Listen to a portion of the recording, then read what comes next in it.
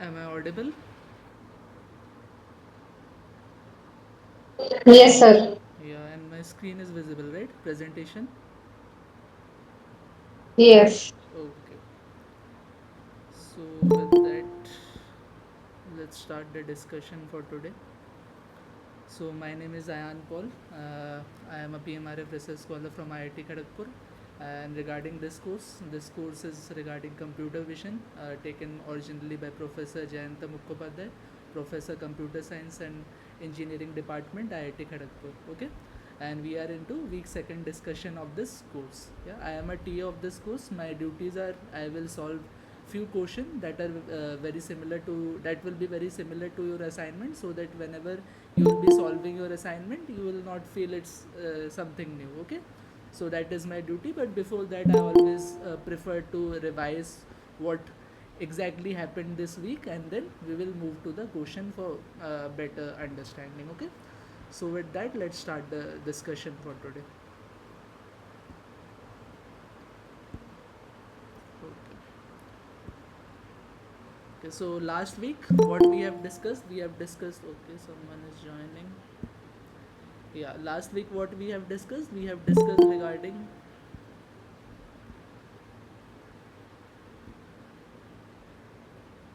Yeah, last week what we have discussed regarding what is an image, what are the different operations that we can do for an image, concepts regarding image processing, like this edge detection, then noise filtering, etc. And then at last we have discussed regarding transformation from spatial domain to a frequency domain. Okay, what we learned regarding this Fourier transform or other kind of transform, cosine transform, etc. Part of Fourier transform only. Okay.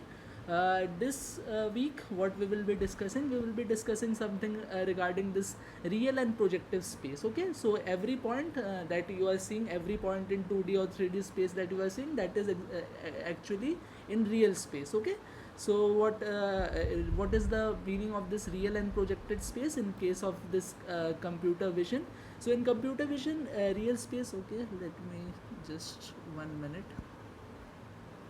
Yeah, so in computer vision we have this two type of spaces. One is real space and the one is projective space. Okay, so why we are interested in this?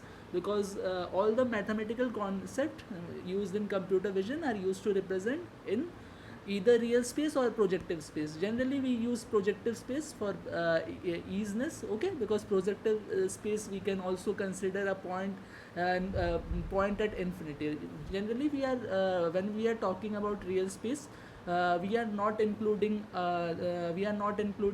a point at infinity, but whenever we are projecting anything from real space to a projective space, we can uh, also denote this point at infinity. That is why most of the computer vision application, or most of the concepts that we see in computer vision, they are always represented in projective space. Okay, so real space is also known as this Euclidean space. Okay, you must have heard regarding this Euclidean space.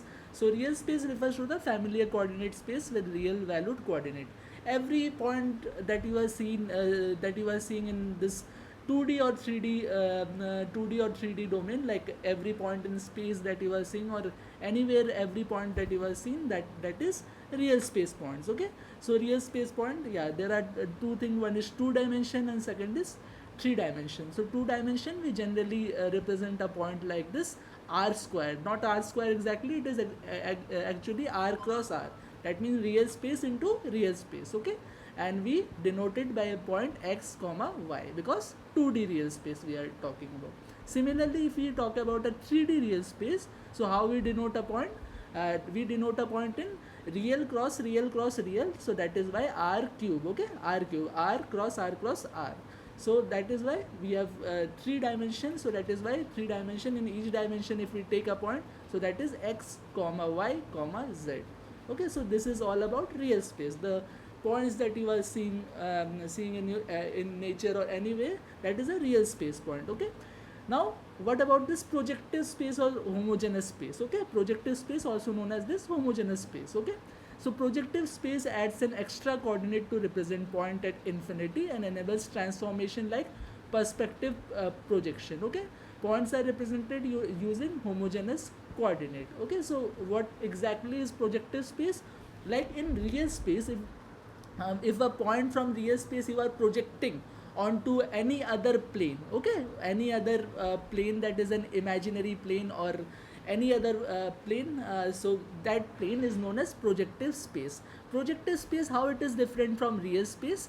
Projective space is different from real space because here we add a scale value to our coordinate. Like in 2D real space we are 2D, so 2 dimensions, so we are only represent x and y. X point from you can say horizontal plane, and y point from vertical plane.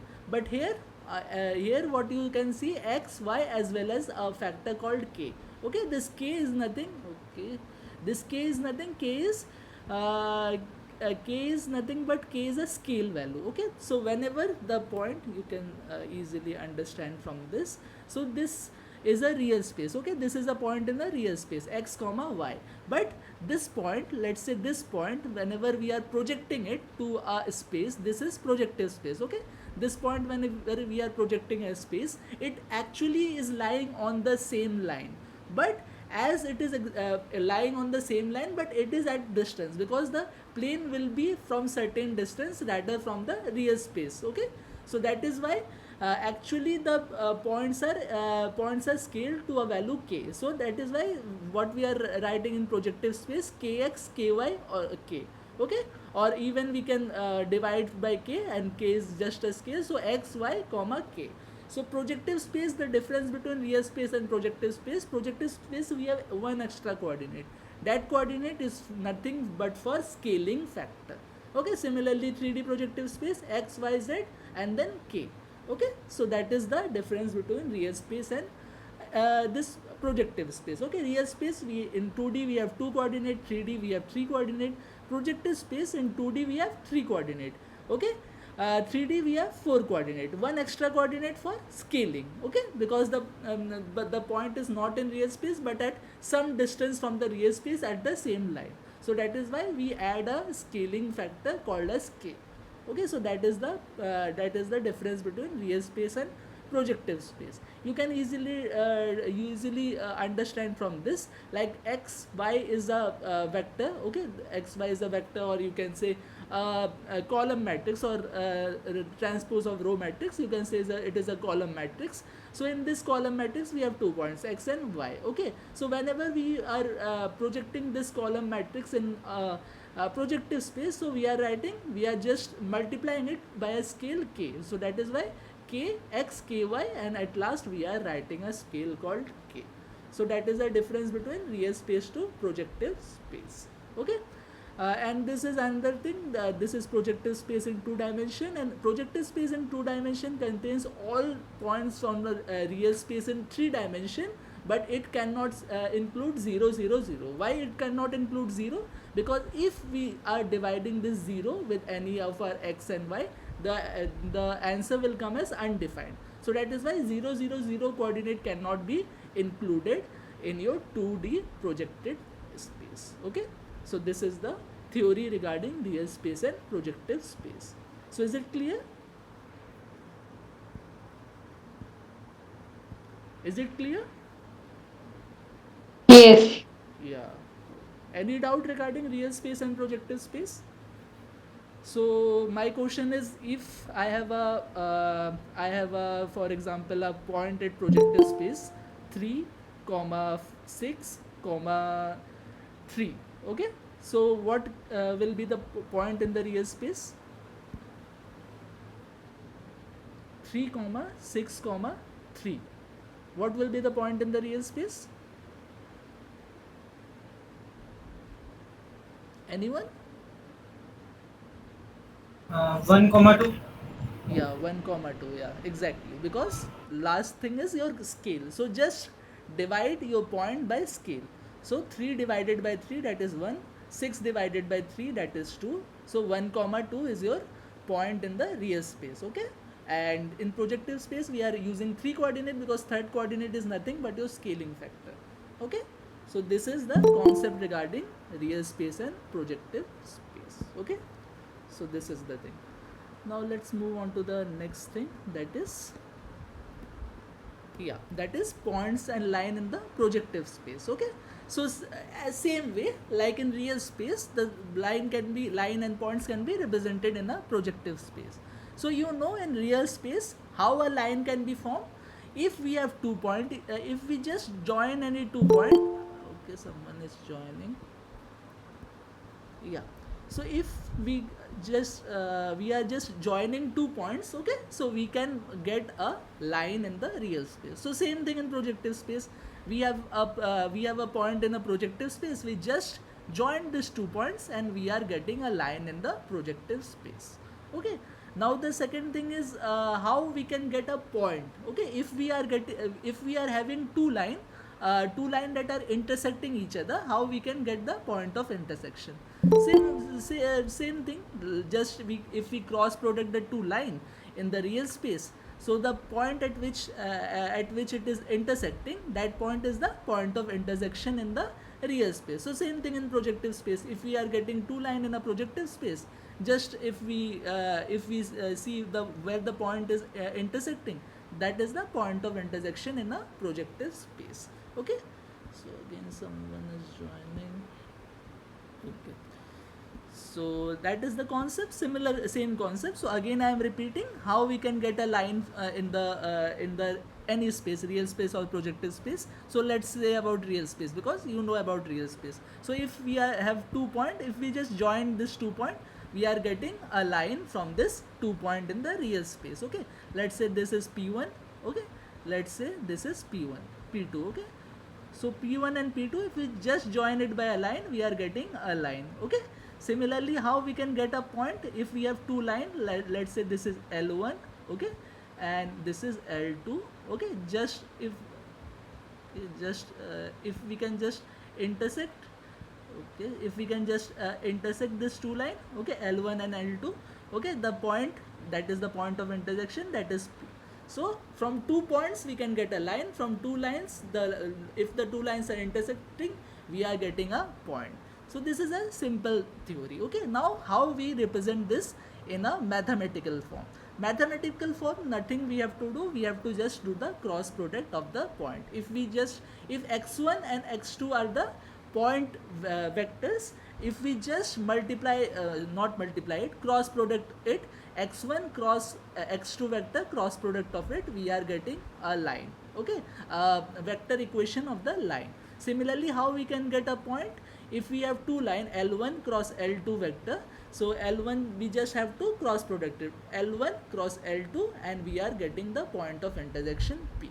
Okay, so this is the theory between line and point. Okay, if we have 2 point, we can just join it and get a line. If two lines are intersecting, we can get the point of intersection, that is p. Okay, so this is the same concept of points and line even in projective space. Projective space, we will have nothing but we will have a extra coordinate, nothing else. Okay, so that is the theory of points and line in a projective space. Now there is a theorem called duality theorem. Okay, so what is this duality theorem? To any theorem of the two-dimension projective geometry, there correspond a dual theorem, which may be derived by interchanging the role of points and line in the original theorem.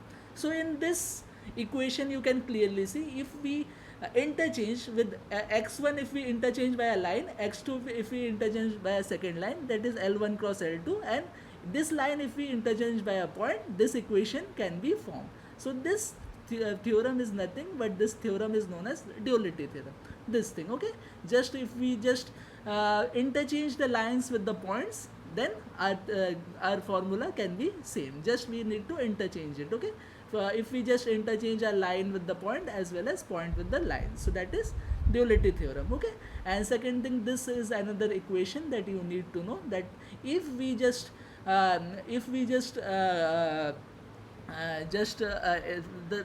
if the point is lying on the line, and if we just do the product of xt, that is the transpose of the vector of point into the line, dot product xt dot l, so that will give 0. Similarly lt dot x, that will again give 0. That means the transpose of the transpose of vector equation of the line dot the point that is lying on the line, if we do the maths, and the answer will be 0. Okay, so these are the two theorem you need to remember. Okay, one is xt, that is x transpose l equals to 0, and second is x equals to l cross l dash. Okay, or l1 cross l2, whatever. Okay, so these are the two theorems that you need to do. You can just interchange line with point, and you can get the another two equation by theorem of duality. Okay, so this is the thing. Now let's solve an example that will be much clearer to you.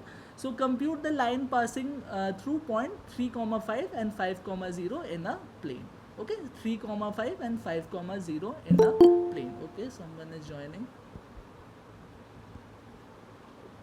So again, people are still joining. So 3, 5 and 5, 0. Yeah.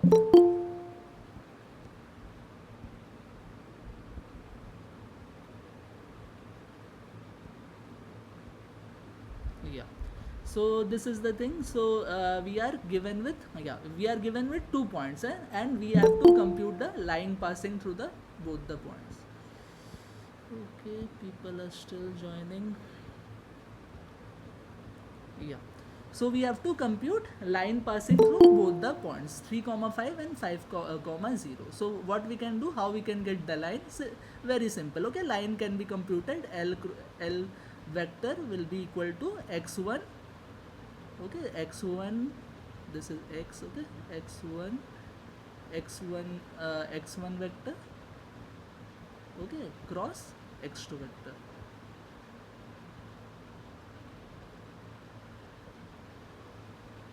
x2 vector. Okay, so L will be equal to x1 cross x2. Okay, so how you can get x1 cross x2? You just write I, j, k. Okay, I is the I cap, that is unit vector along x direction. J vector is the j cap, that is unit vector along the y axis, and k vector is the k cap, that is unit vector along the z axis. Okay, and then you will write point one by one. So first we will write about x1 point. So x1 point is 3, 5, and there is no scale available, so that is why we consider 1. Okay, so 3, 5, 1. Okay, similarly 5, 0, 5, 0, 1. Okay, and we just do the cross product. Okay, someone is joining. Yeah, and we just do the cross product of it. Okay, very simple. Okay, so how I cap, it will be I cap, and then bracket 5 into 1, 0, 0 into 1. Okay, so 5 into 1 minus 0 into 1, that is 5. So I cap 5, and then we have minus j cap. Always second thing is minus j cap, not plus j cap. So minus j cap. Okay, then same sequence, 3 into 1 and minus 5 into 1. So 3 into 1 is 3, minus 5, that is minus of 2. Okay, and then we have k cap. We have k cap, and then 3 into 0 is 0, and 5 minus 5 is 5 into 5 is 25, that is minus of 25. Okay, so this will be our answer. So how we can write equation of a line? Equation of a line can be written as 5x 5x, erase this. Equation of a line can be written as 5x plus 2y, this is plus, okay, plus 2y and minus 25 equals to 0. This is equation of the line. 5x plus 2y, this is plus 2y minus 25 equals to 0. That will be the equation of your line. And in vector, how we can write it in a vector? 5, this is 5, okay, then 2 and then minus 25, okay, 5 to minus 25. So that will be our answer. Okay, so this is our answer. Similarly, if we are given two lines, how we can compute it? We can just cross product it and get a point. So P equals to this equation, we will take P equals to L1 cross L2. Okay, so what will be our thing for L1? 5 minus 2, 4. Okay, and what will be our contents for this L2? 6 minus 7 minus 3. Okay, and then again we will do that IJK. We will write 5 minus 2, 4 and 6 minus 7 minus 3. Okay, and we will do the calculation, and we are getting 34. We will be getting 34, 35 and minus 23.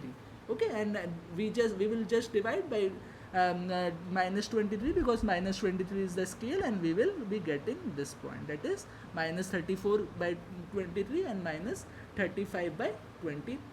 Okay, so this is the thing. So have you understood how to solve it?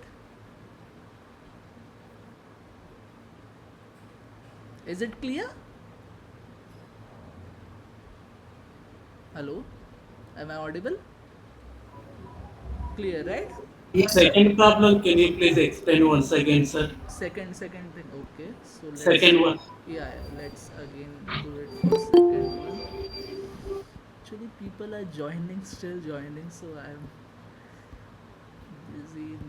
Let them joining it. Okay, so first I think it is clear. Okay, so let's solve it for second. Okay, solve it for second. Okay, so second, how we can get it? If we have two lines, sorry, we can get a point of intersection, that is P. Okay, so two line, what we have? Two line, 5x minus 2y plus 4 equals to 0. This is the first line. Second line is 6x minus 7y minus 3 equals to 0. So our first contents for IJK will be 5 for the line L1, 5 minus 2 and 4. Okay, and our second 6 minus 7 and minus 3. Okay, we just need to solve it. Okay, so I cap, just put a bracket, minus 2 into minus 3. So minus 2 into minus 3 is 6. Okay, and plus, because minus will be there, so minus into minus 28. So plus of 28.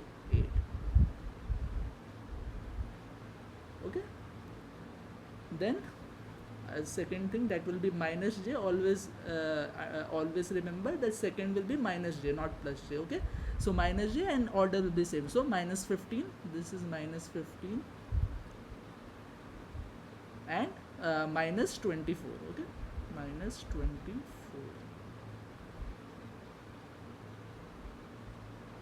This is minus 24. Okay, and then we have k cap plus k cap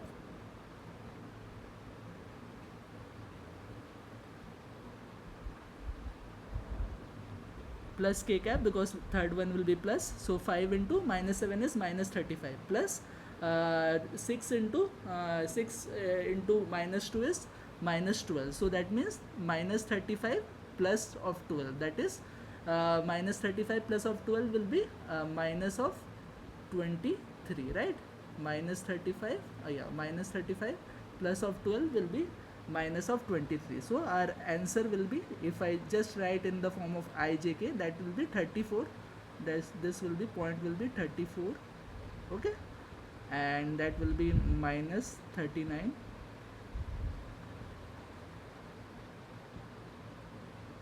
and last will be minus 20. Sorry, this will be plus 39, okay, because minus minus, that is plus, and last will be plus 23. Sorry, minus 23. So that will be our point, okay. This will be our point, 34 plus 39 minus 23, okay. So this is our point, 34 plus 39 minus 23, okay. So minus 23 is nothing but a scaling factor. So what will be our point? Our point will be 34 by minus 23, 39 by minus 23. So this is the answer, okay. So is it clear now? Is it clear? Yes, sir. Okay, nice. Okay, so this is the thing. So let's move on to the next thing, that is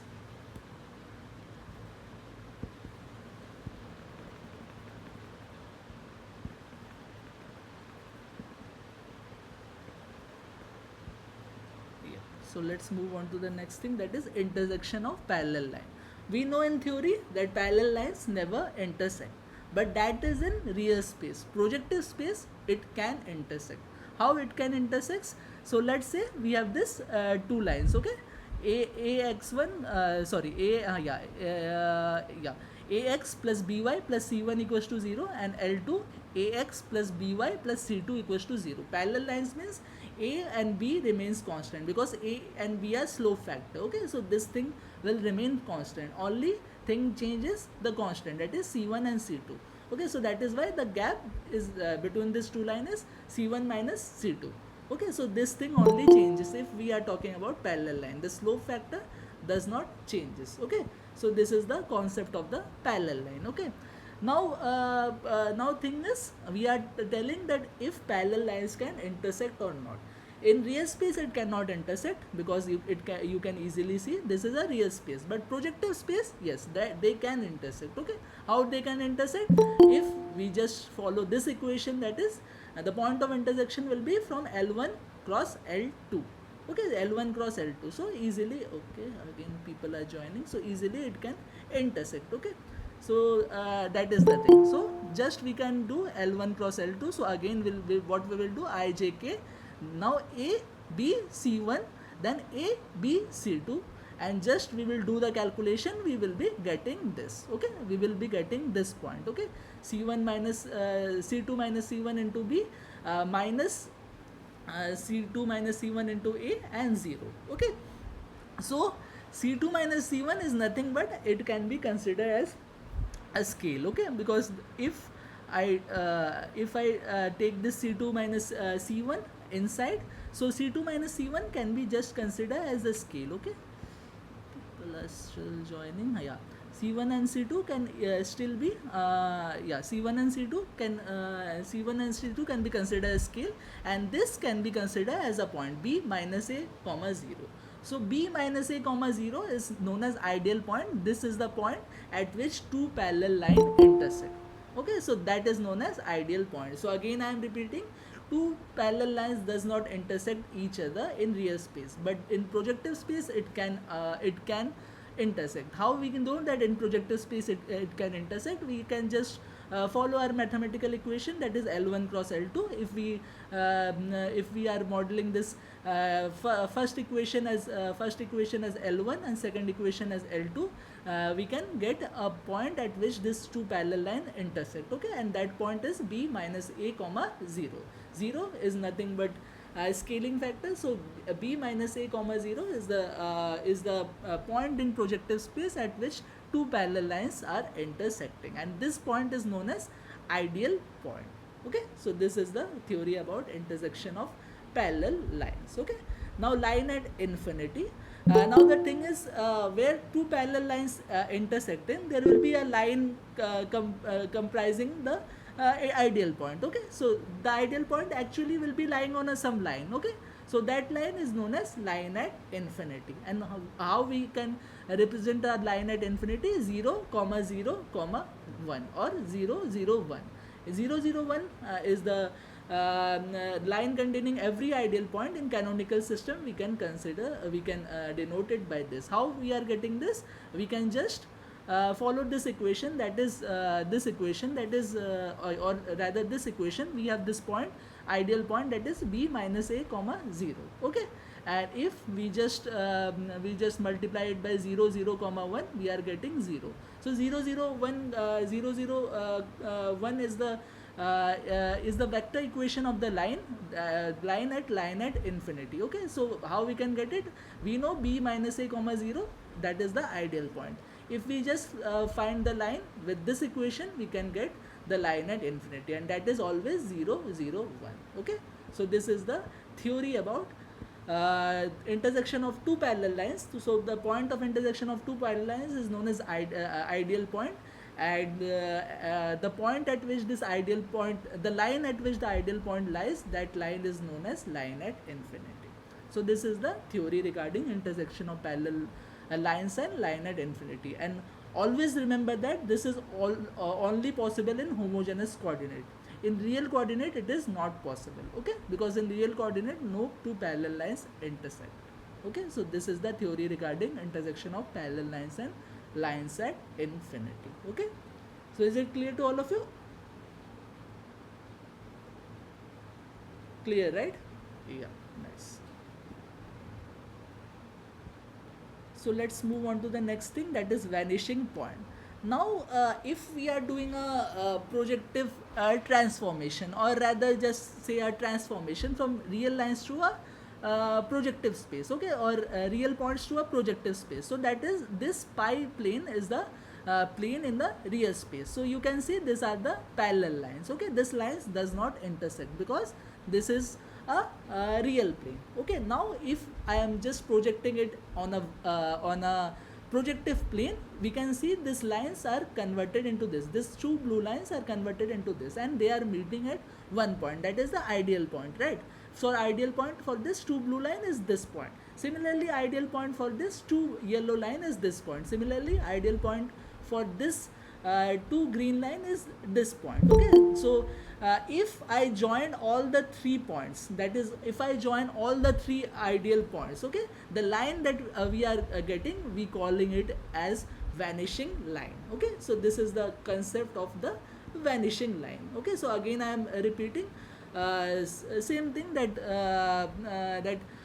two parallel lines does not never meet in real space or real plane. So this our plane is the real plane. Two parallel lines are not meeting. We can see the two blue parallel lines, they are not meeting. Two green parallel lines not meeting. Two yellow parallel lines, they are also not meeting. But if we are transforming it to a projective space, this is a projective space, actually they are meeting at some point, and that point is known as ideal point for this two parallel lines. Okay, now if I just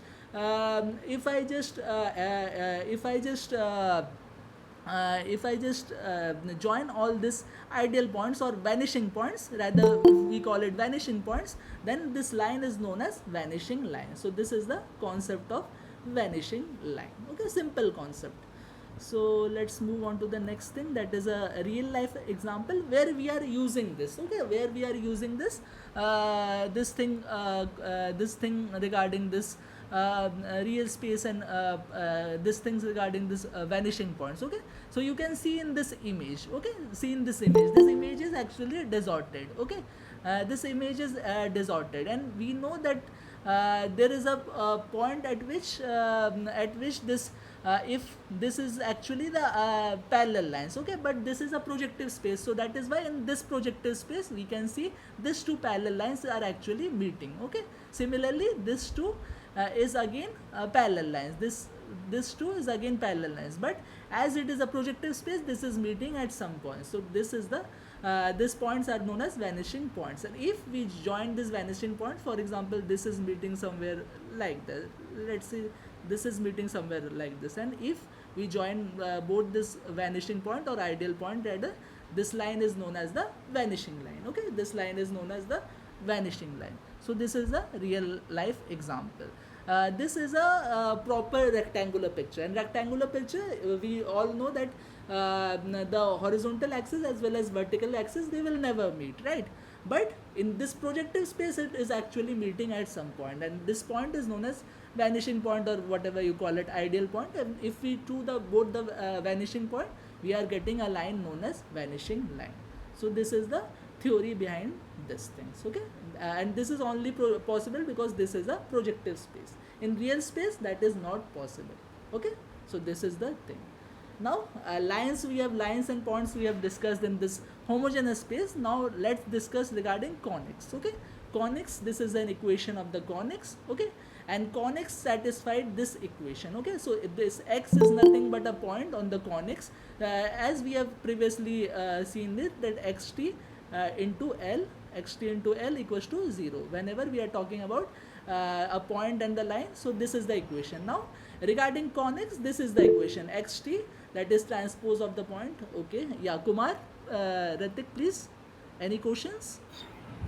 Yes, sir. Basically, in previous, you told us about the uh, vanishing line in real life, for example. So Yeah, why yeah. do we need that? Why do we need that? Why do we need that? It is actually a theory, okay. Any you have seen, whenever you are driving, you can see in a road, like the points are actually vanishing, right? You can see the road is actually vanishing whenever you will see the front. So that concept is known as vanishing point, because actually the parallel line is meeting. In your eye there is a projective space, so actually the parallel line is meeting at some point. That is why the road narrows and road actually vanishes whenever you are driving on a long, you can say a long road or long highway. So that is the concept of vanishing points, okay. So that is the thing, because you are seeing it in a projective space. So that is why actually it is meeting at some, not actually but virtually it is meeting at some point. So that is the concept of this vanishing line or vanishing points, okay. So that is the thing. Okay. So when we plot this distorted image Yeah, in the projective space, yeah. so what it can help? It cannot help anything, but it can say that there is a point at infinity at which the parallel lines is actually meeting. That is the concept, okay. Sir, Yeah, please. Thank you.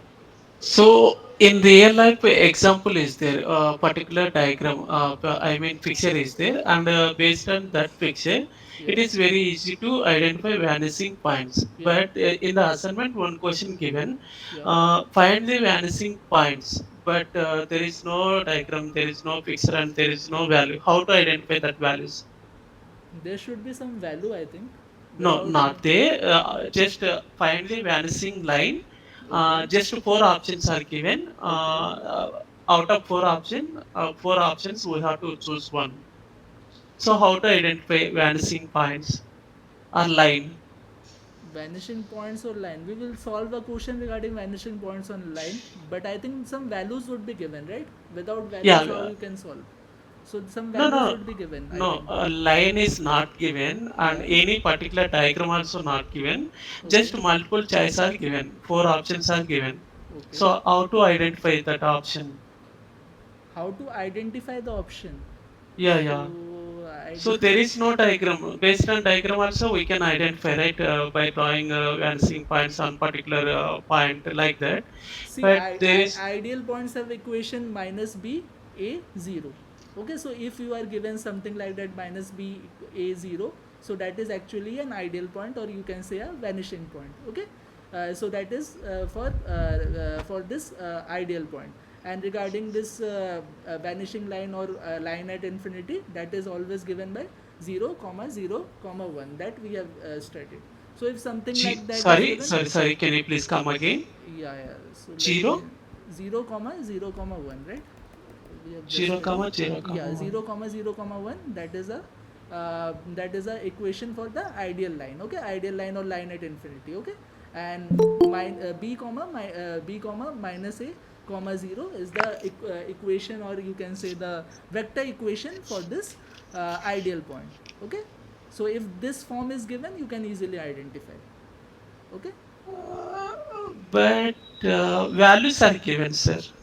Okay, I will see it and I will discuss in the next class. Okay, Okay, sure. Thank if you, some sir. anomaly is there. Okay. Okay, sir. Oh. So this is the thing regarding vanishing point and vanishing line. Now, conics in homogeneous space. This is the equation of conics, and as we have discussed regarding the point and the line, how a point and line is related. That if a point lies on a line, so xt, that is transpose of that point into the line, or dot product of the point and the line, that will give 0. In case of conics, this is the equation xt, that is the transpose of the point into c, that is the conics equation into conics equation, and dot x, that is again the equation for this again the equation of the point, or the vector equation of the point, that will be giving 0. Okay, and in this c is given by this. Okay, c is given by this. Okay, this is nothing but represented in the matrix form, and all the a b c d e f are the constant. Okay, and this figure has a degree of freedom 5. Okay, this figure has a degree of freedom 5. Actually, you can see 6 constant, but one f is known as scaling factor. Okay, similar to your point. Okay, similar to your point, I have told you x, y and k. Last k is nothing but your scaling factor. In this conics, last f or last constant is known as your scaling factor. So that is why the degree of freedom is 5. Even if the constant you are seeing a, b, c, d, e, f, that is 6 constant, but this f is nothing but that is a scaling factor considered. Okay, so that is why the degree of freedom for this conics is nothing but 5. Okay, f is not considered because f is a scaling factor. So this is the logic here. Okay, so this is the thing. Now let's move on to the next thing, that is a tangent line to the conics. Tangent line, how we can represent a tangent line to the conics. Tangent line to the conics is nothing but as this line will be as this point, the point of intersection will be intersecting with the this conic. What is a tangent? Tangent is a line that is touching at one point of the conic, that is known as tangent. So how the tangent line is written in equation, L vector equals to c dot x vector. Okay, c is the equation of the conics and x is the equation of the point of intersection. So that is how tangent line to conics is represented in any homogeneous or in real coordinate. Okay, so this is the thing. Now there is another concept known as this dual conics. What is this dual conics? Conics means when we are interested in this conical shape. Okay, that is conics. But dual conics, whenever we are talking about dual conics, so it is actually so it is actually it is actually dual conics. It is actually also called as line conics or conic envelope. Is a conic defined in terms of lines. Okay, so it is conics defined in terms of line instead of points. So a conics is formed by points. Okay, but when we are representing this conics with the help of line, that is the tangent lines on it, that conic is known as nothing but your dual conics. Okay, so conics can be represented as dual conics if we are interested into the tangent lines that are all the tangent lines that are on the conics. So that conics will be converted to dual conics. Okay, so you know this is the equation for the conics and this is the equation for the line on the conics, that is the tangent on the conics. If we just take x, that is the point from this line equation or this tangent equation, put it in this, so we can get the equation for the dual conics. So this is nothing but equation for the dual conics. So this is the theory. Just you need to understand this definition. So again I am repeating, a dual conics, also called as line conics or conic envelope, is a conic defined in terms of lines. So earlier we are defining conics with terms of only points, but if we define the conics in terms of line, that is the tangent line, all the tangent line on it, this conics can be called as dual conics. So this is the theory regarding the dual conics. Okay, so these are the three theory we have denoted. One is conics in homogeneous space. This is the equation of conics in homogeneous space. Then tangent line, this is the equation, and then dual conics, this is the equation. So this is regarding conics in the homogeneous space. In the previous slide we have discussed points and line in homogeneous space. Now this three topics, these are conics in homogeneous space. Okay, so these are the three equation you need to understand. This is the first equation, this is the second equation, and this is the equation regarding this are dual conics. Okay, so these are the three things. Okay, so I hope it is clear. So just the equation and just the logic, it is clear, so we can solve question on it and it will be better clear. Okay, so I hope it is clear. Okay, so let's move on to the next thing. Okay, so projective transformation. Okay, how the if we are giving two projective space, so how we can project a projective point from one plane to another plane. So that is known as projective transformation. So that is how we write the projective transformation. So earlier our point was in 2D projective space. Now we are transforming it to another 2D projective space with this homography matrix. Okay, so that is how we are writing projective transformation. It is invertible. That means if we have converted this point to another projective space, this points, so again we can again we can invert it. Okay, again we can invert it to previous projective space. And this is the third important property, that collinearity of every 3 point is preserved. That is, as you can see in this projective space, all the 3 points are collinear. So in another projective space also, these 3 points should be collinear to each other. Okay, so these are the 3 properties. Okay, this is basically the formula or representation. This is the first property, that it is invertible. If we have converted our 3 points from one projective space to another projective space, we can invert it back to the previous projective space. And third thing is, if the 3 points were collinear in the first projective space, it will be collinear in any other projective space. So that are the properties of projective transformation. Okay, so again I am repeating, what is projective transformation? Transforming one set of points from one projective space to another projective space is known as projective transformation. Okay, and we will do it by a H matrix, that is homography matrix. Okay, so just if we just multiply this homography matrix from to the point in one projective space, we will get the point in another projective space. Okay, so that is the theory. Now how we can multiply, this is the thing. So earlier x vector or x vector, this anything written in dark, that is known as vector. Okay, because always the vector sign won't be possible, so anything that is written in dark, that is nothing but your vector. Okay, so x vector into this H matrix, that will give the x dash. Okay, x dash, or the point in the next projective space. Okay, so these are the point x1, x2 and x3 in one projective space. If we just multiply with this homography vector, homography vector, or rather we should tell it as matrix, homography matrix. So we will be getting points in another projective space, that is x1 dash, x2 dash, x3 dash. So this is the thing. So let's see. Yeah, this is the thing. Now, and again, why the DOF is 8?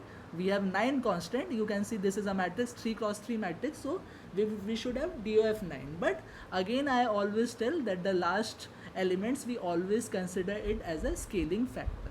So that is why H33 is actually a scaling factor. That is why our degree of freedom in this homography matrix is nothing but 8. Not 9. We have 9 constant, but it is 8 because last element is nothing but a scaling factor. So that is why degree of freedom of this matrix is 8. Okay, and that is how we write it. Okay, k into hx means it can be scaled, because scaling can be done, because this h33 is nothing but for scaling only. So that is why you can write it as k into hx. Okay, and this h is known as this homography matrix.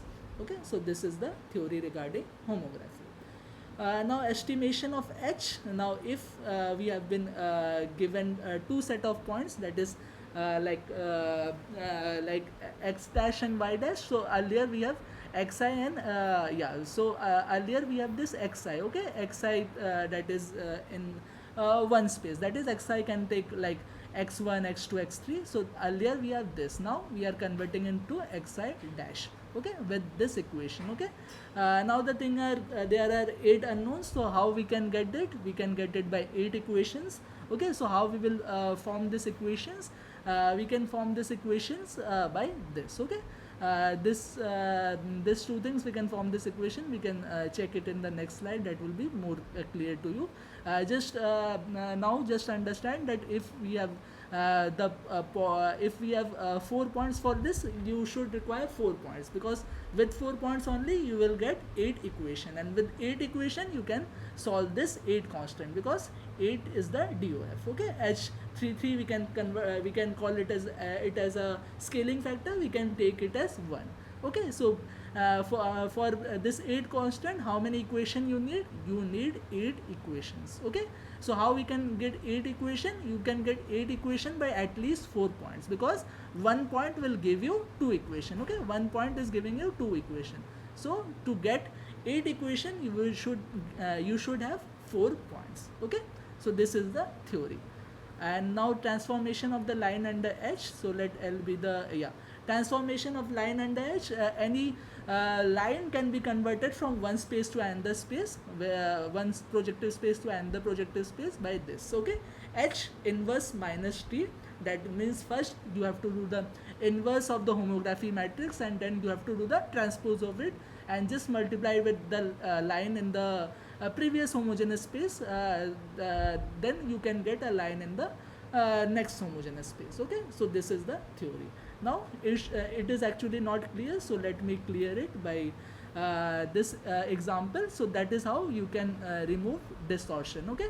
So you have already seen it. This was a figure that I have already shown you, and this is actually distorted. That means you cannot see the what has been written on it clearly, but if we just remove the distortion, we can see the image clearly, okay. What has been written will be clear, okay. So how we can do it? We can do it by simple homography, okay. So if we just convert it from this homogeneous space to this homogeneous space, we can remove this projective distortion, and we can easily see what has been written in the text. So how we can do that? We have this 4 points that we know. This point we know, this point we know, this point we know, this point we know. So this is in space xi, okay. Now we have to convert it in, this is in xi, okay. This is xi, so this is in xi, and we have to convert it in xi dash, okay. We have to convert in xi dash, okay. So this is xi and this is xi dash, we have to convert it, okay. Now our target is, we know the xi dash points also, but we have to solve our H matrix, or we have to find out what is our H matrix or the homography matrix. So how we can do that?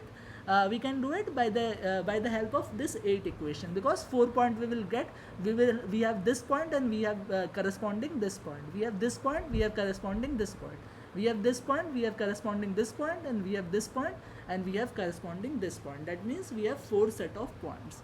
With 4 set of points we can get this we can get this 8 equation, because for one set of point you will get this 2 equations. So 4 points, 4 set of points into 2 equation, that is 4 into 2, that is you will get 8 equations, and from this 8 equation you can rather solve your this 8 constant, that is h11, h12 and so on, okay. And also h33 we will consider it 1, because h33 we will consider it as a nothing but a scaling factor, okay. And let's consider our scaling factor as 1 for simplicity, and we can solve this equation, because this one point will give us 2 equations. Similarly, this point will give us another 2 equation, this point another 2 equation, and this point another 2 equation. So 8 equation will be getting. We will solve it by matrix. We will solve it by matrix form, and we will get our H matrix, okay. So that's how we can solve the homography matrix equation, okay. So this is the thing. Now let's say how we are getting this 2 equation from this, how we can have this. So we have this two variable x y. So x y will come from this point, that is in the previous homogeneous space, and x dash y dash will come from this point, that is the current homogeneous space. Okay, so x y, we know what is x. X will be 51, y will be 791. Okay, x dash will be 1 and y dash will be 900. So by this we can get this two equation. First two equation we can get. Similarly, by this 2 point we can get this two equation. This 2 point, this two equation, and last 2 point, last two equation. We have 1 2 3 4 5 6 7 8. So we have 8 equation and we have 8 constant, and we can easily solve all this, and last is our scaling vector, that is 1. So by that we can solve the homography matrix. Okay, so is it clear to all of you? Is it clear to all of you?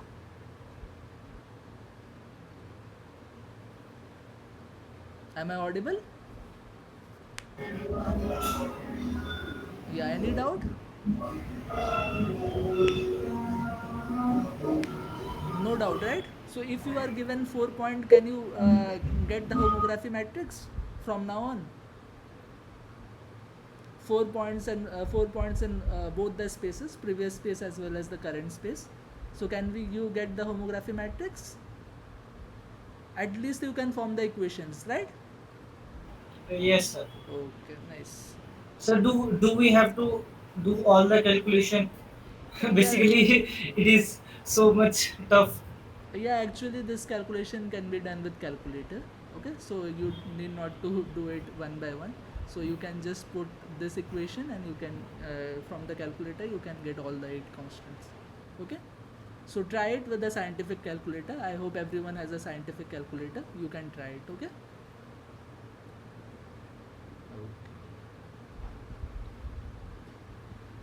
Okay, so let's move on to the next thing, that is direct linear transformation. Okay, so direct linear transformation, what does direct linear transformation is? This is the equation for direct linear transformation. That means if we are talking about homography projection, so direct linear transformation, what they suggest is both the points are in same line, and whenever both the points are in same line, we know the cross product of both the point is always 0.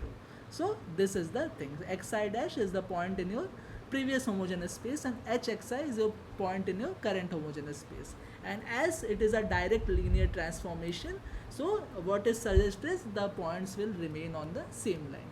And as the point will remain on the same line, so what will happen is if we do the cross product of 2 points that are remaining on the same line, the cross product will always be 0. So this is the equation of direct linear transformation in case of 2 homographic points. Okay, so this is the only concept. This you need not to understand, you just remember this thing, and that will be enough for it. Okay, so this is the things, that is xi dash, that is the xi dash is your point in the current homogeneous space, and hxi is your xi, that the xi is your point in the previous homogeneous space. You just cross product both the things and you will get 0. Okay, so this is the thing. So this is regarding the direct linear transformation. Okay, nothing more to discuss about. So more about points and line transformation in H. So point transformation, how can be done? You have the point x, and if you want to get it in another homogeneous plane, so just you have to multiply it by the homography matrix, and you will get the point in the new homography plane. Okay, so this is the point transformation. Now we have line transformation. So we have a line in the previous homogeneous space. We just do h of minus t, that is nothing but inverse of h and the transpose of inverse of h. Okay, so transpose of inverse of h is written as h of minus t. Okay, so first you have to do the if you are given a homography matrix, first if you have to do the inverse of the homography matrix, and then you have to do the transpose of it and multiply it with the line in the previous homogeneous space, then you will get line in the current homogeneous space. Now vanishing point for lines parallel to L, A, B, C. So this is how you can get vanishing line in case of homogeneous space. So this, you know, this is the point or ideal point. Rather, you can say it as ideal point in one homogeneous space, and just multiply it by H. So you will get vanishing point in the other homogeneous space. Okay, so this is the equation of ideal point. I have already told you, b minus a comma 0. Okay, and if you just multiply it by a homography matrix, you will get the vanishing point in the another homogeneous space. Now about vanishing line. So if you have a vanishing line, so this is the equation of 0, 0, 1, as I have already told you.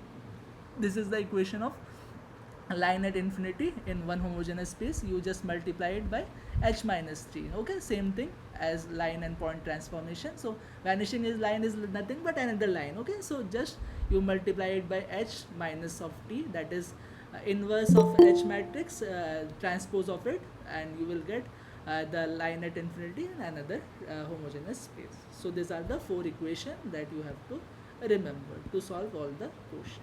Okay, so these are the 4 important equation that has been given. Now example of it, again I cannot solve it step by step, but again I can say. So consider the following homography H between the two projective space. So this is the homography matrix has been given to you. Okay, and compute the transformation of the line found by the 2 points 2, 4, 2 and 6, 9, 3 in P square. So these are the 2 points in one homogeneous space. What we have been asked, we have been asked to derive a line from these 2 points but in another homogeneous space. So how we can do it? We can do it by 2 methods. So first we can do it like we can first what we can do it, we can convert this 2 point into points in another homogeneous space. For example, 2, 4, 2 can be converted with this H matrix to another homogeneous space, a point in another homogeneous space. So this is the thing. Okay, yeah, this again scaling factor has been introduced. So 2 is a scaling factor here, so it has been divided by 2 overall. So 2, 4, 2 is changed to 1, 2, 1. So this point we have converted it to another homogeneous space by just multiplying it by the point, this equation. Okay, x dash equals to hx. So we have x, we are just multiplying with this h, and we are getting x dash in another, or a point in another homogeneous space. Similarly, we have this next point 6, 9, 3. Just do the scaling factor divided by 3. So we can write it 2, 3, 1 for easier calculation. This you cannot, it is your wish. You cannot, if you don't want to do, no need to do it. But for simplifying calculation, we just divide it by scaling factor, that is 3. Okay, so this point is converted to this point. Again we will multiply it by h. So just we have multiplied it h, and we are getting this point in next homogeneous space. So let's say this was x1 and this was x2. Now this was x1 dash and this is x2 dash. So now we got 2 points in another homogeneous space, and if we have 2 points in another homogeneous space, we just do the cross product of it and we get the equation of the line in that homogeneous space. So this is one method. Another method, what you can do, you can first compute the line with this 2 point. Okay, so we have this 2 point, or just do the scaling, whatever you like. So just scaling has been done, and we have from this 2 points, so we know P1 cross P2 will give a line. Okay, so P1 with P1 cross P2, we first compute a line with this 2 points. Okay, and we got a line, so we have a line, we have this homography matrix, we can get the L dash, that is a line in another homogeneous space. So this is the method second that has been done. Okay, now just continuing with it, computing the vanishing line in the new homogeneous space that has been asked. So vanishing line, we know the equation of the vanishing line in previous homogeneous space, that is 0, 0, 1 t. Okay, so this we know, and we also know the h minus t that we have computed from it. Okay, so just multiply it by this and we are getting line and infinity in another homogeneous space, or vanishing line at another homogeneous space. So that is how you have to solve the question. So is it clear what has been asked and what we have done? Anyone with any doubt, please ask. Everyone understood this? Is it clear to all of you? Clear, right? I have some doubt. So is it clear to everyone? You can please ask. No need to worry about anything. You can please ask. Any problem, anything you Sir, can ask. little bit confusing. Can you please repeat again? Yeah, yeah. So what you understood first? Tell me this. Sorry. What you understood first? Tell me this. So we have to compute the transformation of the line formed by the 2 points, right? Yeah, so let me repeat. So we have this 2 point 2, 4, 2 and 6, 9, 3. That is clear, right? 2 point. But this 2 point is in one homogeneous space. Single homogeneous space. Okay, that is in P square. Is it clear? Up to this, is it clear? Yes, yes, sir. Okay. Now we have been given a homography matrix H. Okay. Now what has been told to compute is compute a line in another homogeneous space with this 2 point. Okay. So we have this x1, x2 in one homogeneous space. Okay. Let's say that is in pi 1. Okay, now we have been told to find the equation of a line. From this 2 point we can get a line L1, let's say. Okay, but this line we have not been asked. We have been asked the line in another homogeneous space, let's say in the plane pi 2. Okay, so we have to find L1 dash. So is the now the question clear to all of you? Two points we have been given, but these points are in one homogeneous space. Okay, this point is in one homogeneous space. Now we have been told to find a line from this 2 point but in another homogeneous space. So now is the question clear? Is the question clear? Is the question clear to all of you? Yes, sir. Yes, sir. Yeah, Yes, sir. clear, right? Okay. Now how we can do this? Now first tell me how we can get a line from 2 points. It is very easy, right? 2 points P1 cross P1 P2. How we can get P1 cross P2 and we can get the line L1 from this 2 point in the same homogeneous space. It is clear, right? L1, how we can get L1 from this point? Let's say P1 P2 or x1 x2, whatever you say. So let's say x1 x2. So how we can get line from x1 x2? L1 equals to x1 cross x2. Clear, right? How we can get it? L1 equals to x1 cross x2. Clear? I hope it is clear to all of you. Clear, right? Yeah, I think clear. Now we do not need this line L1. We need a line L1 in another homogeneous space. So how we can get it? We can get it by the second method. Okay. So you can see in the equation line transformation, you can see L dash equals to H minus T into L. Clear, right? So L, we got L. How we got L? L is we got from P1 cross P2. So L we have this H, but we do not have this H of minus T. So we can get H of minus T. How we can get? Just do the inverse of H and do the transpose of H. So by that we can get H minus T. So H minus T multiply by L line, L1 line or L line, whatever you can say, and we are getting this L dash line or line in another homogeneous space. That is the method 2. So it is clear, right? Method 2 is clear. Is it clear? Who have asked the question? Is it clear? I hope you will So answer. kindly repeat the method. Yeah. Basically, kindly repeat the method. Basically, the points we got when we do the cross product of point transformation in another projected space. The point we got like 5 1 minus 1 11 with the cross product of 12 3 16. 316. No. This one You are in focusing my on method 1, na? You just focus on method 2. Okay. You just focus now. You just focus on method 2. So we have 2 point. From 2 point we can get a line.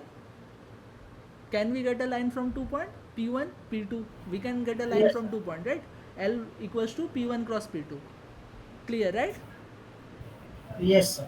Clear, right? Now how we can Yes. this line is in one homogeneous space. How we can convert this line to another homogeneous space?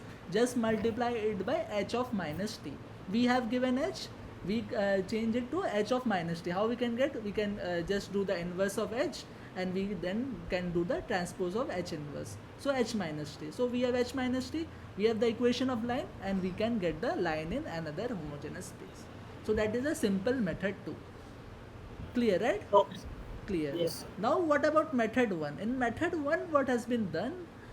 We have not derived the point directly from the homogeneous space. Okay, rather we have not derived the line from the homogeneous space. What we have done? We have convert a point to another point in another homogeneous space. Means x1 to x1 dash we have converted, x2 to x2 dash we have converted. Now we have x1 dash, we have x2 dash. Now from x1 dash and x2 dash we can get a line. How? X1 dash cross x2 dash equals to line L1 dash, and this is the line in the another homogeneous space. Okay, so this is the thing. Is it clear now? Method 1 clear, right? Okay, so now is it clear? Who has asked the question? Is it clear or still not clear? Okay, if you will not answer, I won't know. So I am assuming it is clear. It is very simple, I think, but still, if a doubt arises, so you can ask, no problem. I can explain again and again, no problem. Okay, so I hope no doubt.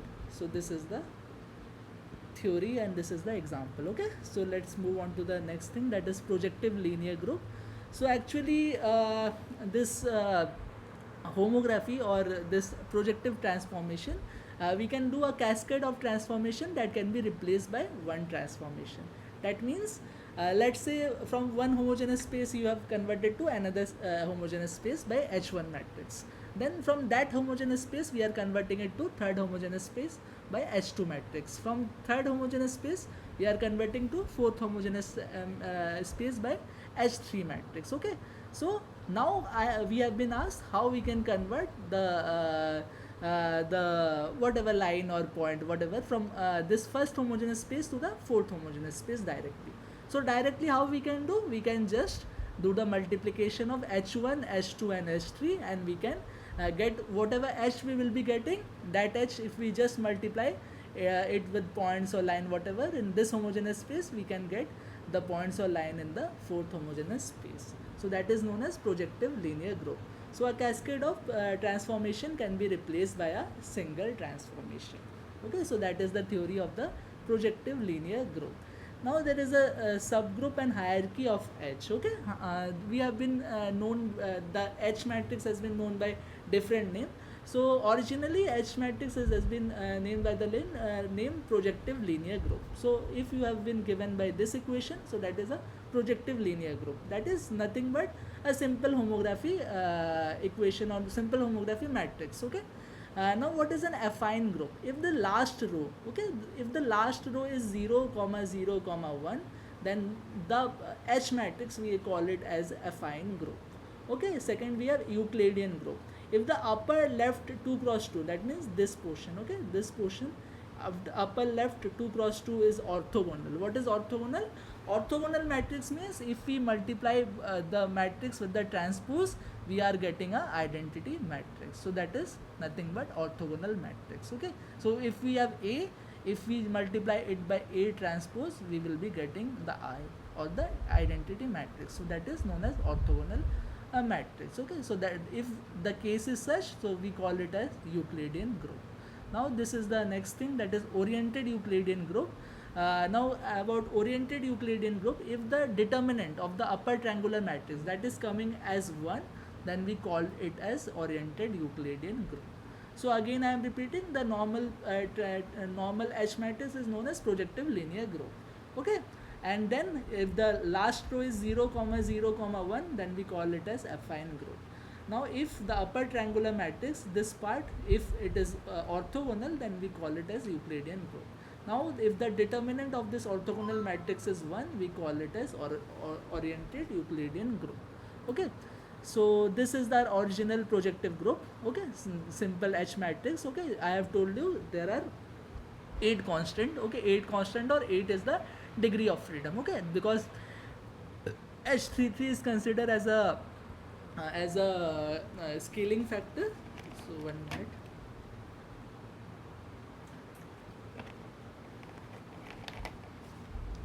Yeah, H33 is considered as a scaling factor, so that is why our degree of freedom is 8. Now out of the 8 degree of freedom, we are just naming it with different degree of freedom. For example, this two H13 and H23, that is used for translation. Okay, so this H13 and H23 is used for translation. Regarding this 4, that it is H11, H12, H21 and H22, that is used for scaling as well as rotation. The first two is generally used for rotation, H11 and H12, and this two is used for rotation. Okay, sorry, first two is used for rotation and this two is used for scaling. So 4, so this 4 H11, H12, H21, H22 is used for scaling as well as rotation. Okay, and then we have this line at infinity. H31 and H32 is used for line at infinity. So by that we have this 8 DOF. So again I am repeating, this 2 H13 and H23 is used for translation. Okay, this 4 thing, that is H11, H12, H21, H22, that is used for rotation as well as scaling. So 2 rotation, 2 scaling, so that is why 4 DOF. And this H31, H32, that is used for line at infinity. So this is how we divide the degree of freedom. That is, you need to know. Now there is something called affine group that we have told. When this last row is 0, 0, 1, so that is this matrix has been called as, this homography matrix is known as affine group. Okay, so in affine group, this H31 and H32 both are 0. That means 2 degree of freedom is lost.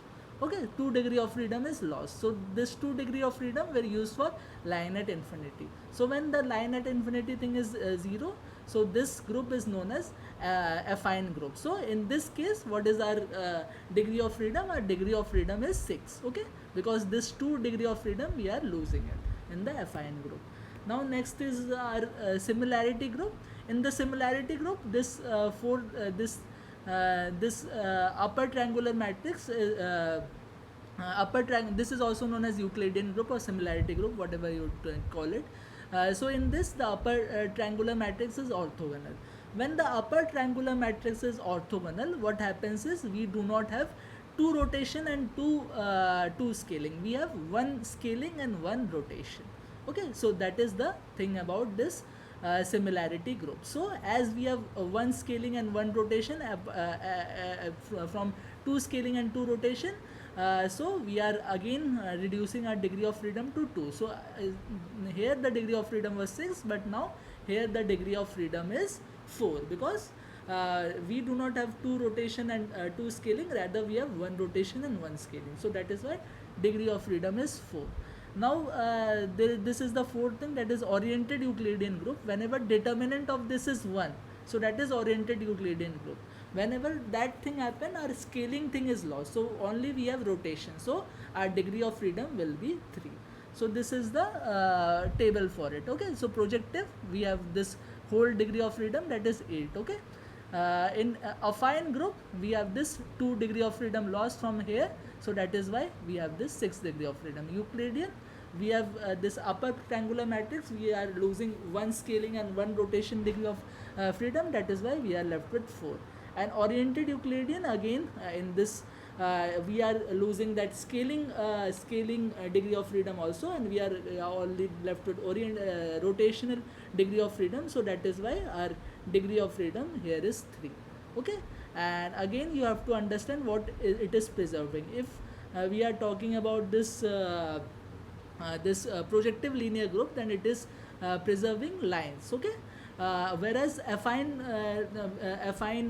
group, it is actually preserving parallelism. Okay, Euclidean, it is preserving angles as well as ratio, and oriented, it is preserving angle, distance as well as shape. Okay, so this oriented Euclidean group, it is actually preserving many things. Okay, because here degree of freedom is very less, that is 3. Okay, 3 in the case of oriented Euclidean. Okay, so decomposition, if we do the decomposition of projective transform, that is, this is the projective group. If we just decompose, how we can decompose? We can decompose it with the similarity group, with the affine group, and with the this projective group. But in this projective group, we are taking this matrix with only I. Okay, so if we just multiply it, that we have learned from this projective linear group, that homography can be written as a cascade of transformation. Okay, so just we can write it as cascade of transformation, and we can get the original projective group. Okay, so this is the theory behind it. Okay, so then again affine rectification, here again same thing, I am not repeating again. So affine rectification, as it preserves the parallelism, so that is why you can same equations and all, so you can just say that from here, from this two line, we are getting one vanishing point, because it is meeting at infinity. So from this two line, we are getting another point at infinity, and if we join it, we can get a line at infinity. So this is nothing but whatever you have learned this. So by this we can do the affine rectification, that is, we can conserve the parallelism. Okay, so this is nothing, this just you can remove.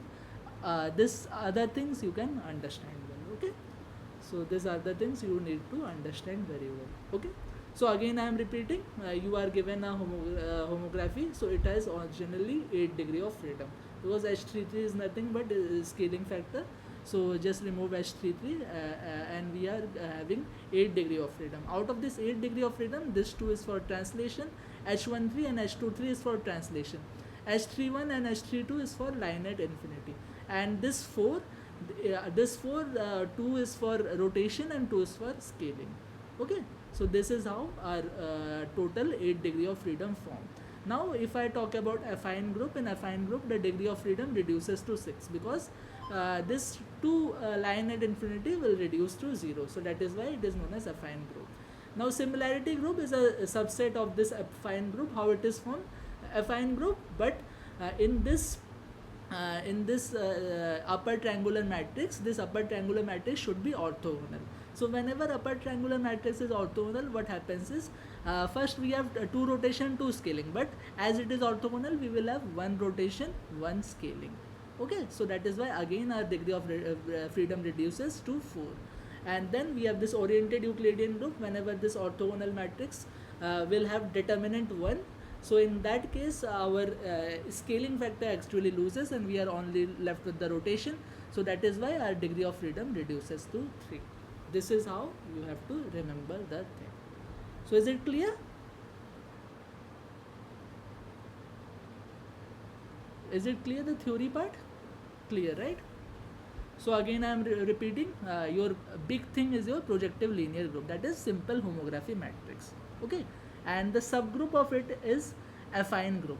In affine group, your degree of freedom reduces to 6, because the last row is 0, 0, 1. 0, 0, 1 last row means you are losing 2 degree of freedom for line at infinity. So that you are losing. Okay, so that is why your degree of freedom reduces to 6.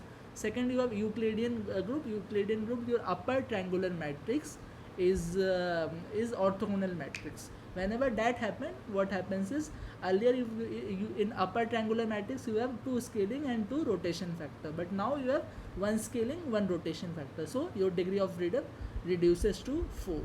And then you have this oriented Euclidean group. Oriented Euclidean group means, in the upper triangular matrix your determinant will be 1. So that means you are again losing your scaling factor. So you are left with only 1 scaling factor and 2 translation factor. So your degree of freedom will be 3. So that is what you have to remember. So is it clear to all of you? Clear, right? Yeah. So let's move on to the next thing, that is, let's move on to the next thing, that is transformation of conics under H. So we have seen transformation of point under edge. We have seen transformation of line under edge. So now what we will see, transformation of conics under edge. So how a conics should be transformed under edge. This is the equation. Okay, this is the equation. So C dash will be given by h of minus t, C h of minus 1. Okay, C you already know because C is the equation of conics in one homogeneous plane, and you know the h because h would be given to you, and when h would be given to you, you can have the conics in another homogeneous plane. Okay, so that is transformation of conics under h. Now transformation of dual conics under h, very similar. Okay, very similar. You have to just see this, that is C alpha. C alpha will be hs, same thing. Okay, so if you just if you have a dual conic equation from C, you can easily get the yeah, so dual conics equation we write it as C star. Okay, C star we write. So if you have C star in the C star as a dual conics equation, you can easily get your this C alpha. Okay, C alpha is the dual conic equation in the another homogeneous plane. Just you need to understand this. We will also solve a question and it will be more clear. Now measurement of angle under homography. So angle can be measured under homography by this formula. Okay, so if you have conics in between, if you have line in between with this L1, L2, L3 and M1, M2, M3. Okay, so L1, L2, L3 is nothing but your XY and let's say K, and M is M1, M2, M3 means again, or you can say in terms of line, you can say A, B and let's say C, and this is A1, B1, C1 and A2, B2, C2. If you have, you just do this. Cos theta will be A1 into, let's say this is A1 into A2, the A1 into A2 plus B1 into B2 divided by root over A1 square plus A2 square and into B1 square plus B2 square. So by this you can get cos theta. You do the cos inverse of this and you will get the angle between the two lines. So this is regarding lines. Okay, but if you have a conics in between, then you will solve by this formula. Okay, this is LT. C, this is the equation of the dual conics, that is C infinity star. Okay, and M, and then again this. Okay, this we will solve a question regarding this, so it will be more clear.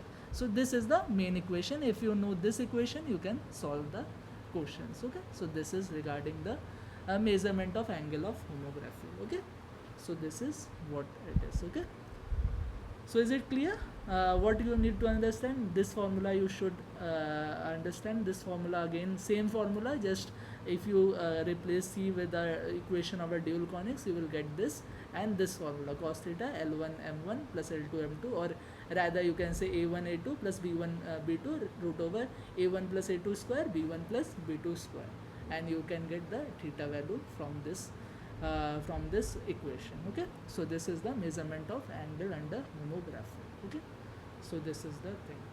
So is it clear? At least you got some concepts of it, and we solving question, it will be more clear. Okay, so let's move on to the question. Now I will be requesting everyone to at least guess the solution, and then we will discuss the answer. Okay, so I am reading the chat for now. Harshita Srivastav, is this for computer vision? Yes, Harshita is here. I think she is not here. Okay, no problem. Okay, so let's move on to the question answers. The topics on which the question will be discussed: real space and projective space, points and line in projective space, intersection of parallel lines and lines at infinity, conics in homogeneous space, projective transformation, transformation of points, line, conics, the homography, and measurement of angle under homography. Okay, so this is the question number 1.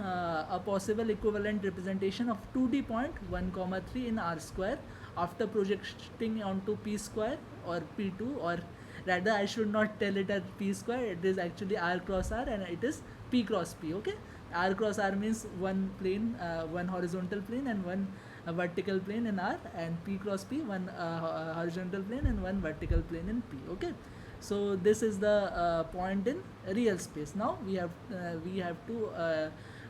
to guess a point that is in projective space from this real point.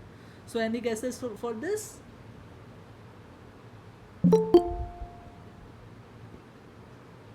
Any guesses for this? Come on, it is simple, I guess. 1 comma 3. How we can write it as a point in projective space? B. Okay, B. Okay, nice. Any other guesses? Okay, so let's check. Okay, so let's check one by one, and let's check this point. Okay, three yeah. So real space and projective space. Projective space, we have one extra coordinate, and that coordinate is nothing but for scaling factor. Okay, so last coordinate in all this projective space is nothing but a scaling factor. Okay, so if we divide the scaling factor with the with this 2 point, we can get the point in the real space. Okay, so 3 divided by 3, that is 1. 3 divided by 3 divided by 3 is 1. 6 divided by 3 is 2. So 1 comma 2, 1 comma 2 is coming for this, but our point is 1 comma 3. So this is wrong. Okay, now second point, 6. Okay, 6 is the scaling factor. So 6 divided by 6 is 1. 18 divided by 6 is 3. So 1 comma 3. So this is actually right. Now third, 4 divided by 4 is 1, and 16 divided by 4 is 4. So 1 comma 4. Again this is wrong. And this 6 divided by 6 is 1. 12 divided by 6 is 2. So 1 comma 2. Again this is wrong. So our correct answer is our correct answer is option B. Okay, option B is the correct answer. So that is how you can solve. This is the theory behind it. And xy can be transformed to wx, wy, w, or w or k, any scaling you can take. So here it has been taken as w. So w or k. So xy, kx, ky, k, or wx, wy, k. W is nothing but the scaling factor. You just divide the scaling factor with this wx, wy. Okay, that I have done. For first it is coming 1 comma 2, it is false. Second, it is coming 1 comma 3, that is true. Third, it is coming 1 comma 4, again false. D, it is coming 1 comma 2, that is again false, because our point is 1 comma 3. So option B is the correct answer. Okay, option B is the correct answer. So is it clear to all of you? Clear, right? Okay. So let's move on to the next question. So for question number 2 and 3, this is the homography matrix has been given, and based on the given data, solve the following question. So find the transformation of the line 2x minus 5y plus 3 equals to 0 in the homogeneous and another homogeneous space. So what is the formula of this? L dash equals to h of minus t into L. So we know this L we have been given, we just have to multiply it by h of minus t, that is transpose of the inverse matrix of homography. Okay, so homography matrix, we have been given homography matrix, we have to find h of minus t from it, and L has been given 2 minus 5 3. Okay, L has been given. If we just multiply it, and we will be having our answer. Okay, h minus t into L. So L we just have to convert this h to h of minus t, that is inverse of the transpose. Okay, transpose of the inverse of homography matrix. Okay, so how we can do it? So this is the theory, I have already told you. This is the theory. L dash equals to h of minus t, or h of inverse of h in transpose of it into t, into the original line, or L. Okay, so just find out the h inverse. So h inverse is nothing but adjoint of h into det h. So det h can be easily calculated, and adjoint can be calculated. You just revise the matrix of class 12, and you can easily find out how we can have the inverse of a 3 cross 3 matrix, and just we can get the inverse of this, and our inverse is coming this 1 divided by minus 2, because minus 2 is the det of h. Okay, so or the determinant of h. Okay, so minus 2 is the det of h, and this is the adjoint. Okay, just do it, and we will be getting h of inverse of h. Okay, after getting inverse of h, we just have to do the transform is very easy. Transform means row will be converted to column and column will be converted to row.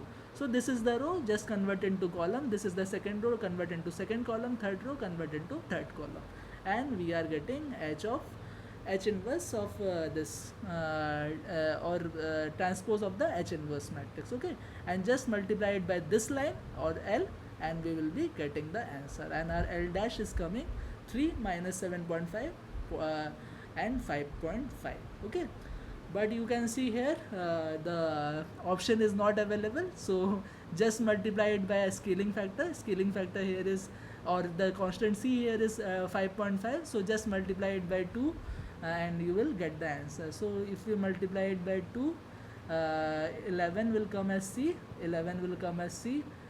minus 15 will come as b, and a will be coming as so option B is the correct answer. Okay, so option B is the correct answer. So is it clear to all of you? Very simple. Just find the h inverse of transpose of h inverse. Okay, and just multiply it by the line in the previous homogeneous space, and we will get the line in the next homogeneous space. Okay, so I think very easy. Okay. Just Sir, yeah, please. H matrix and I matrix, these are standard matrices. H again repeat. H H matrix is there, right? Yeah. H matrix is a homography matrix. By H matrix, we can convert a point in another projective space. Okay, point or line in another projective space. Okay, so Okay, if so the it's H fixed, right? These values are fixed, right? no, not fixed. If H is changed, then you will get a point in another projective space. Okay, let's say h1. By h1 you will get point in projective space pi 2. h2 you will get point in projective space pi 3. Okay, and your point is in original projective space pi 1. Okay, now is it clear? No, sir. I am asking Yeah, H matrix is there, right? 2, 1, 0 values are there, right? So yeah. how to insert these values? How to take these values? How to take this value? This is given in the question. Question. Yeah. This is given in the question, right? Okay. This is question, right? Okay, sir. Understood. Let me show you this. This is already given in the question. For question number 2 and 3, this is given. Okay, this h is given, but h is not constant. Okay, h is not constant. H can be another h also. If this let's say this is h1, so by h1 we are projecting it in a plane pi 2. Let's say h2, if we will take h2, we will be projecting it in the next plane pi 3, something like that. Okay, so h can get changed. H is not fixed. This is not h for all the. Understood, sir. Understood. So this is the question number 2. Let's move on to the question number 3. Find the transformation of point P 2, 0, 1. So how we can get the transformation of a point? What is the equation? Anyone?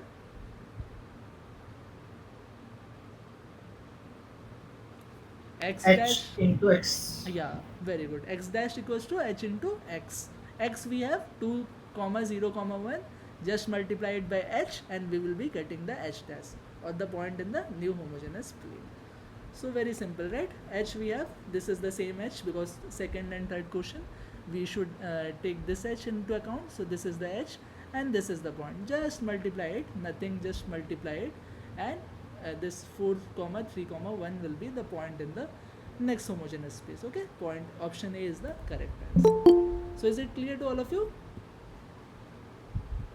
Clear, right? H into P or H into X, whatever you call it. Okay. So let's move on to the next question. Let's move on to the next question. Compute the line passing through the point 3, 2, 6, 0. So again, very easy, right? How we solve it? Line from 2 point, how we solve it? L equals to P1 cross P2, or X1 cross X2, right? What will be X1? X1 will be 3, 2, 1. What will be X2? X2 will be 6, 0, 1. Just do the cross product of this and you will be finding the equation of the line L. Okay. So clear, right? L equals to P1 cross P2 or X1 cross X2. So very easy, right? So let's say the calculation for this. So this is the P1 or P2. So L equals to P1 or P2, P1 cross P2, or you can say X1 cross X2. So IJK, so I have told you for this 3 2 comma 1, for this 6 0 comma 1.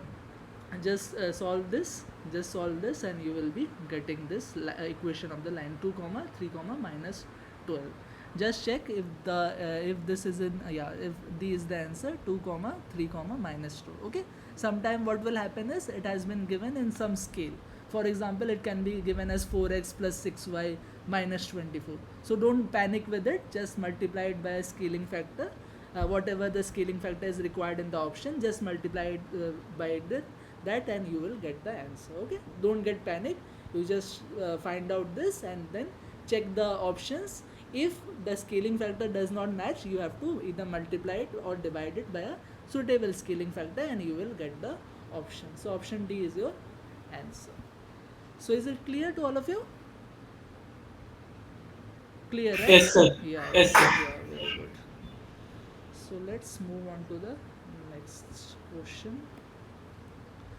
So this is a question given a homography matrix. This H matrix has been given. Compute the transformation of the dual conics under H. So transformation, how we can do the transformation of dual conics under H. Transformation of dual conics under H has been given by this equation. I have already told you dual conics or any conics that has been given by this. We have already discussed this in the last slide. So let me show you again. This is the thing, okay? C dash will be given by H of minus t, C H of minus 1. Whether C is for normal conics, C star is for dual conics, okay? That is only the difference. Other things are same, okay? So C star is already given, I think. C star, C star has been already given. That is the equation for dual conics has been already given. So whenever thing has been written like this is actually this matrix, okay? This is actually this matrix. So just remember this, always remember this. This is always this matrix, okay? So whenever things has been written like this is actually this matrix. So this matrix has been given for this dual conics, and this H has been given, and we can find the HT, that is transpose of this H matrix, that is column replaced by row and row replaced by column, and we can get the H of T, and by multiplying all this three we can get the answer, okay? So how we can multiply? Matrix multiplication is a associative property. That means you can either multiply this two first and then multiply it by third, or you can multiply this two first and then multiply it by this, okay? So this is an associative property. So what I have done, I have first multiplied this two, and then whatever result I got, I multiplied by HT, okay? So H into this I have multiplying first, I got this, and then we have to multiply it by this transpose, and I am getting this answer, okay? And this answer is option 211110. So option C, okay? Yeah, option C is the correct answer, okay? So this is the thing. Only you have to understand this. Whenever this equation has been written, you have to assume this, okay? This is the you can say this is the dual conic at infinity matrix, okay? This matrix you have to remember it, okay? Dual conics at infinity. This is a sign for dual conics at infinity. So this you have to remember, and if you remember this, it is just a simple multiplication, okay? This you have to remember, and this you have to remember how a conics is transformed from one homogeneous space to another homogeneous space.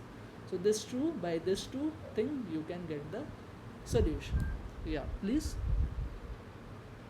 So is it clear to all of you? Sir, Yeah, H yes, please. homography matrix H is given, right? Yeah, H is given. 1 Also, 1 0 1 0 1 0 1 1, right? also dual But conics as at infinity is given. This sign is for yeah, dual conics at infinity. So you have to actually this is the matrix for dual conics at infinity. You have to remember this. So if you remember this, you know the homography matrix. Just then it is a simple multiplication. Okay, yeah, so yeah. But here H transpose means this matrix will be changed, right? But Yeah, You are multiplied with H only, not H transpose. I have multiplied it by H transpose. I think 110, No, no. 101, and 011. Yeah, 0, 1. yeah, Yeah. yeah. So this is H transpose. This is actually, I think, symmetric matrix. So that means whenever you will, yeah, this is actually a symmetric matrix. So HT and H is actually same. Okay. So how HT can be derived? This row, first row will be first column. So first row will be first column. 110 will be written as 110. Okay. Sir, One. it's okay, but my Yeah. doubt is Yeah. here in step 2, Step 2. Yeah. we are multiplying, right? H dash infinity dot H transpose, right? Yeah. H transpose matrix will be changed, right? Yeah. H transpose matrix will be changed. This is H Yeah, transpose, right? And this yeah. is the H transpose. You were written in this place H only, not H transpose. That is what I am telling here. H and Okay, H transpose are same. Just do the not H C. It transpose will, of this, na? Just do the H yeah, transpose of this. That is same. Okay. This first column will be this first row will be change into first column. Okay. So first row is 110. So I 110, write it as column 110. Okay. 101. 101, Yeah, correct, sir. Okay, okay, okay, 101, understood. and Correct, then sir, correct. 0011. Okay. If we transpose R, H, both are same. Yeah, both are If same. we But write, we will here, get same yeah, matrix. here it is a symmetric matrix, so no problem. But in general question, if it is not symmetric, you have to convert to HT. Okay. Okay, okay, okay. Okay. So is it clear to all of you? Clear, right? Yeah. So let's move on to the next question. So next question, given a homography, this is a homography, find a vanishing line. So how we can get a vanishing line? Anyone? So let's see the equation that I have discussed with you. So first the equation is yeah, this is the equation of the vanishing line. Okay, so I alpha we know that is 001. In h is given, some h is given, so we can do the h minus t, and we can get the line at infinity at a different projective space. So this is of the equation. So we just need to remember what is the line at infinity. Line at infinity, we always know line at infinity is 001. So if we know this, just we need to calculate the h of minus t, and we will get the line at infinity. Okay, so it is very easy.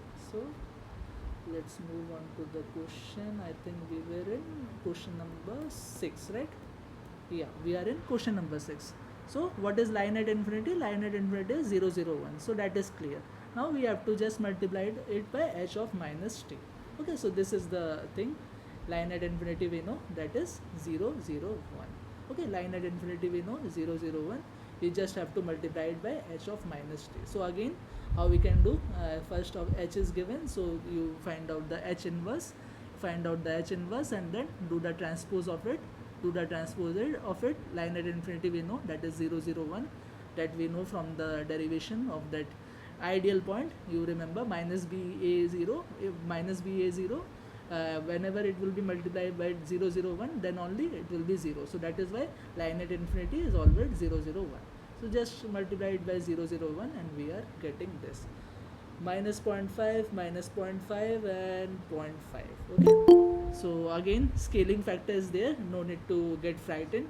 Here in the option minus 0.5, minus 0.5, 0.5 is not there, but 0.5 can be believed as a scaling factor. Just divide the whole by 0.5, and you will be getting minus 1, minus 1, 1. Yeah, option C is the answer. Okay, option C is the answer.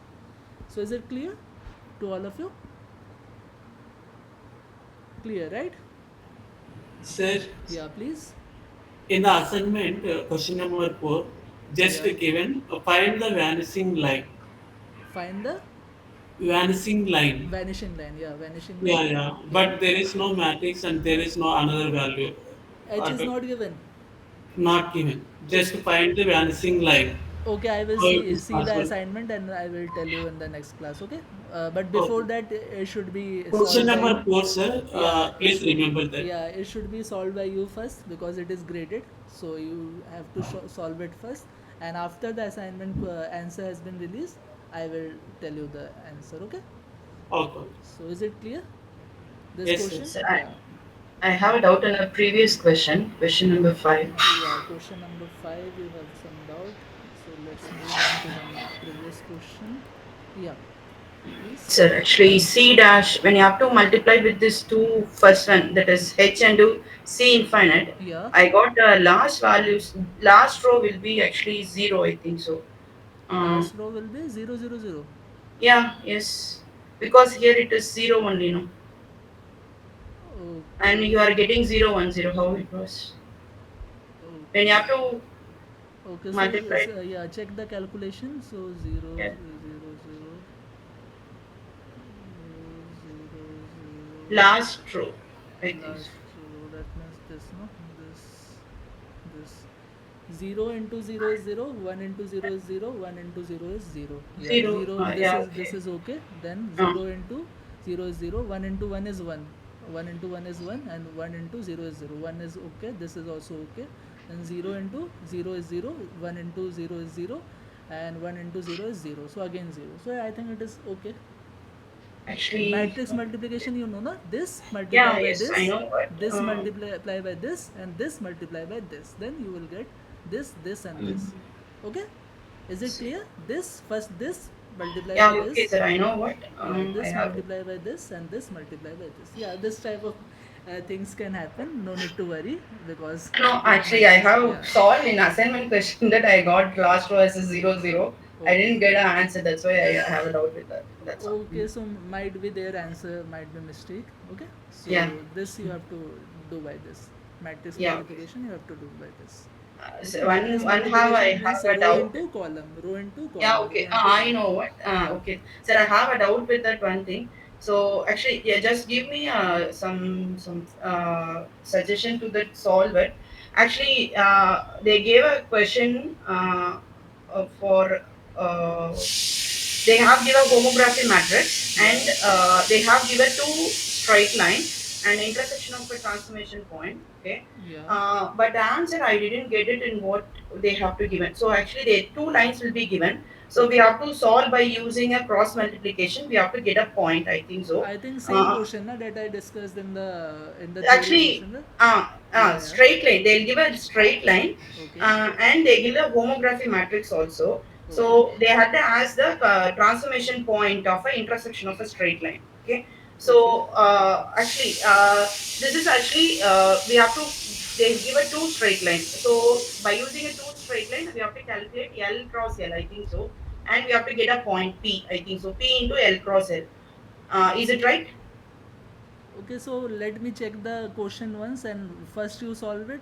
It is graded, so first you just solve it to the answer, and next class we can Actually, discuss. Okay. so actually, we need it because if it is great, we have solved lot of time. But we need, we don't want to solve the same question. At least we need some type of the same question with different values because I have to solve 10 times, but I didn't get an answer. That's why I'm asking to you. Okay, okay, I can understand your problem, but as it is Yeah. graded, I cannot solve right now because Not that, yeah, because we yeah. are asking this now. We won't solve the same question, but same type of a model we Okay, needed. Then only it was very useful for us because what you have to solve it is a previous year questions. okay. That's why. So when your, Uh, I think when it is graded, I think next Wednesday or next to next Wednesday. yeah. So Actually, before that I can give in discussion form I can give it, or even if you can ask in the discussion form if there is any anomaly hmm, regarding the option, you can ask in the discussion form. Okay, yeah. they Okay. can give you the answer. Okay, Yeah. Okay, sir. otherwise Sure. in the next class after it is graded I can solve it. Okay. Okay, sir. Okay. So this is the thing. So question number 6 is also there. Now this is regarding question number 7. Okay. So which of the following statements are true? The degree of freedom of a similarity group is 4. 1 scale, 2 rotation, 1 translation. Option B, the circular points are fixed points under the projective transformation H if and only if H is a similarity. A conics remains a conics under homography. D, any square matrix can be decomposed as a product of orthogonal matrix and an upper triangular matrix. So which of the following statement are true? Any guesses?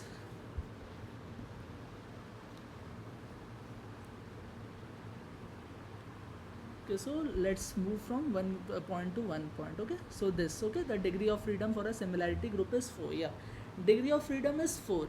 But what about one scale, 2 rotation, and 1 translation? Degree of freedom of a similarity group is 4. But in that 4, you will have 1 scale and 1 rotation and 2 translation. Translation is always 2, because translation is in the third column. First 2 elements are the translation. So translation is always 2 for any, okay, for any projective or any affine or similarity group or anything. Your this translation is always true. Okay, translation is always true. There can be change in scale and rotation, but translation is always true. So that is why this is a false statement. Okay, let's move on to the next statement. The circular points are fixed points and the projective transform circular points are fixed points and the projective transformation H only if H is a similarity. So actually it is a true. Okay, so circular points, this is a circular points I and J lie on the absolute conic. Only similarity transformation preserve this point. So this is actually the property of a similarity transformation. Okay, so similarity transformation always preserve points on the circular points are fixed points under this projective transformation H only if H is a similarity. So only if H is a similarity, then only the circular points are fixed points. So again, this is a property you have to understand. Third, it is we have discussed a conic remains a conic under homography, because this is the equation of a for changing the conic with the homography matrix. So this is the equation of the conics. Okay, so this is the thing. So this is also true, the conic will remain conic under homography.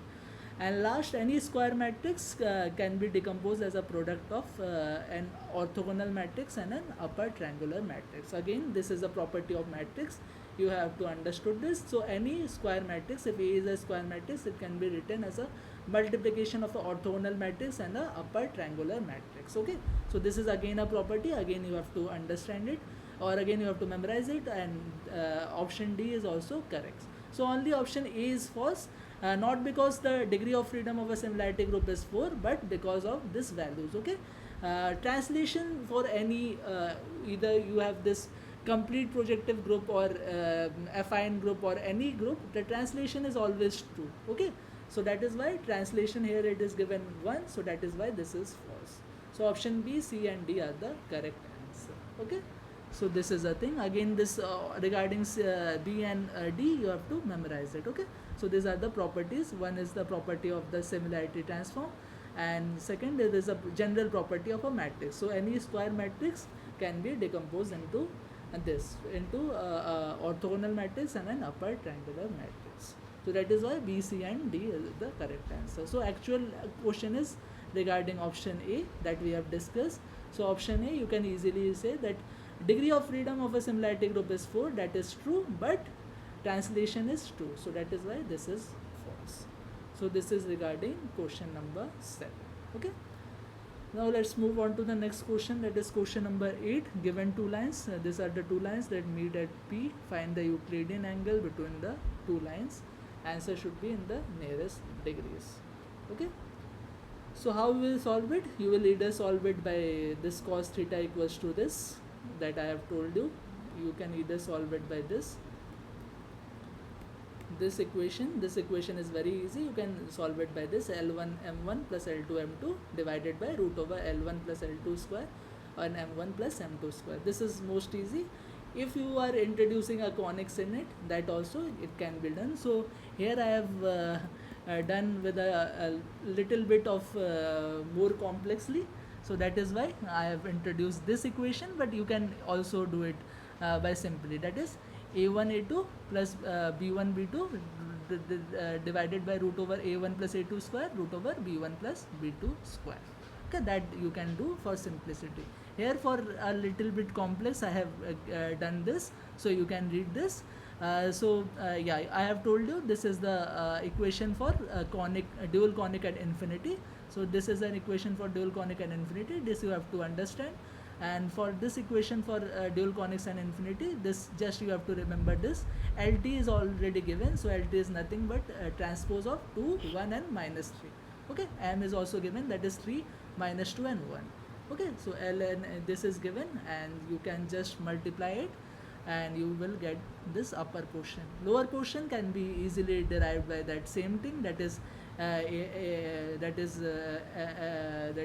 this L1 plus M1 square plus L2 plus M2 square. Okay, so L1 plus L1 plus L2 square, that is 2 square plus 1 square, so L1 plus L2 square, and M1 plus M2 square, that is 3 square plus 2 square, that is 4.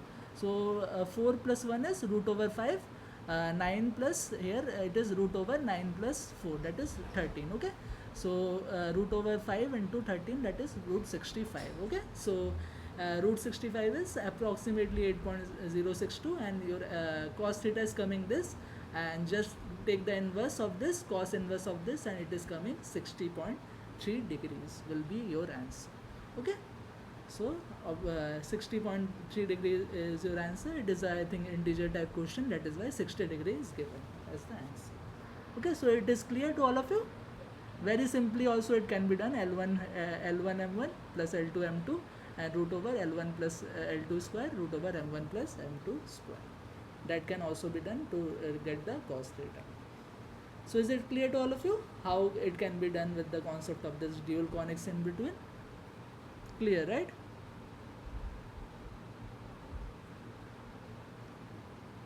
Oh, nice. So let's move on to the next question. Given the circle of the radius 5 and center this minus 3 comma 2 in a square homography H, which of the following represents the circle by a conic C? Okay, so how we can do it? We have to do it by equation of a circle. What is equation of a circle? X1 x minus x1 square plus y minus y1 square equals to the radius square. That is the equation of the circle. Okay, so this is actually the equation of the circle. X minus x1 square, x1 and y1 here are the coordinate of the center. Okay, so x minus x1 square, x plus 3 square plus y minus y1 square, y minus 2 square, that will be equal to the radius square. Radius is 5, that was y 25. You just expand this, and your equation will be of the form this. And we know the equation of the conic, this is actually the equation of the conics. Okay, and we know the equation of the conic is given by this.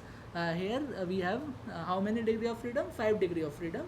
F is a scaling factor. Okay, F is a scaling factor, and we have this degree of freedom, so we can easily do the matrix of the conic. Okay, so whenever you will compare this and this, your A will be 1. Yeah, A will be 1. B xy is not there, so B is 0. C y square, so C will again be 1.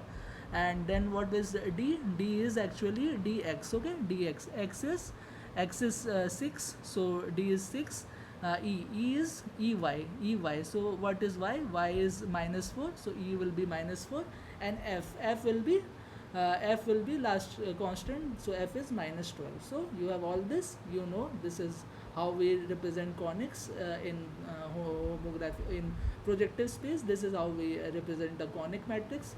So A, B by 2, D by 2, B by 2, C, E by 2, D by 2, E by 2, F.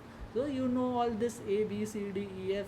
Just put this and you will get the conic matrix. Okay, so option 1, 0, 3, 0, 1, minus 2, 3, minus 2, minus 2. Option A is your correct answer. Okay, option D. Okay, 3 minus 2 minus 12, 0, 1 minus 2, and 1, 0, 1, 0, 3. Okay, so 1, 0, 3. So option B is your correct answer, not 1, 0 minus 3, 1, 0, 3. So option B is your correct answer. Okay, so is it clear? Equation of the circle: x minus x1 square plus y minus y1 square equals to radius square. Just do this, you just expand this, and you know the ideal equation of or standard equation of a conics, that is ax square plus bx square plus cy square plus dx plus this ey plus f equals to 0.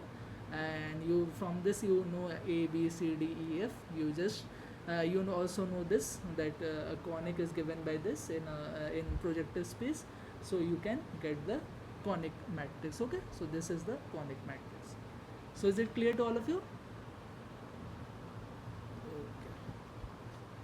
So let's move on to the last question. So this is the last question. Which of the following statement is true about the hierarchy of transformation group in a projective space? So similarity transformation are more general than affine transformation. Affine transformations preserve the line at infinity but distort parallelism. Option C, Euclidean transformation allow projective distortion like vanishing point. And option D is projective transformation are the most general encompassing affine and Euclidean group. So any guesses for this? Option D is right, because projective transformation are most general, and all this similarity, affine similarity as well as Euclidean, that is from this projective transformation. So option D is the correct answer. Okay, option D is correct. Option B is false because it is distorting parallelism, but actually affine transformation does not distort parallelism. So that is why this is false. Okay, the table you can check. So I have told you that affine transformation, it does not it does not distort parallelism, okay, or it conserve parallelism. Regarding A, similarity is a subgroup of affine, because first projective and then affine and then similarity. Okay, so similarity is actually a subgroup of affine, so similarity is less general. And then what about this C, Euclidean transformation do not allow projective distortion like vanishing point. So this is again a point that you have to understand. So C is also false. Okay, so option D is the correct answer, because you know that projective transformation are the most general encompassing affine and Euclidean group. Okay, so option D is the correct answer. So is it clear? Okay. So by this I think I will end this session for today. So we all know, right, where the materials are available? Anyone who do not know where the material is available? So for you guys, let me again give you this, to give you this 3 links, so it will be helpful. So this is regarding the YouTube channel of my YouTube Sir? channel. Yeah, please. Sir, I have one question from assignment 1, which we have asked in previous lecture also. That Uh, that thing, na, Probability yeah, 1. probability between I think 2 and minus 1, right? 2 and minus Yes, 1, yes, yeah, yes, yes. yeah, yeah, 2 and minus 1. So in that, what you have to do, the probability greater than 2 is given, so this part is given, but minus of probability lesser than minus 1 is not given, right? So that you have to compute from a standard Z table. Okay, so standard Z table, you can find it from net, and as of now you can do in the if such question will come in an exam, they will also give probability less than minus 1. Okay, clear, Okay. right? Thank you. So again I am repeating that question was, I think, something probability from somewhere to somewhere, but whenever you will convert it to Z, that is probability between minus 1 to 2, right? That will be the Z, sorry, Z will be probability of, you have to compute Z from minus 1 to 2. Okay, so probability of Z greater than 2 is given. Okay, so this portion is given, and probability less than minus 1 is not given. So for that, probability less than minus 1, Z less than minus 1, you have to refer to a standard Z table. Okay, and yeah, this is the thing, yeah, this is the only thing. So by that you can you can easily compute then probability of 2 minus probability of greater than 2 and minus of probability of Z lesser than minus 1. So probability greater than 2 is given, so this portion is given, minus of probability of Z lesser than minus 1. For that you have to refer to a standard table. Okay, so this is the thing. So these are the 3 links that I have given you. So first is my YouTube channel link, okay, where I will be uploading all this class recording. Second is the drive link, and here you can find all this lecture presentation, as well as you can open that, and in that I have also given some books for you regarding this computer vision, as well as some codes for you. The codes, it is not easy to discuss in the class, because time already I have exceeded it. So some codes I have given you. I think 2 codes I have given you, one for homography and one for affine projection. That code you can easily see it. What you need to do, you just go to the code, you copy the code to your drive, and you can run or play the code. Okay, so that you can do. And third link is the master link, where you can get the contents of all the TA. This link can also be found in your SWAM NPTEL portal. Okay, so these are the 3 links. You always need to save it. Okay, so this is regarding this class. So by that I am ending the session for today. Okay, so we will meet on the next Friday. Okay, next Friday, same time, 6 to 8 p.m. Okay.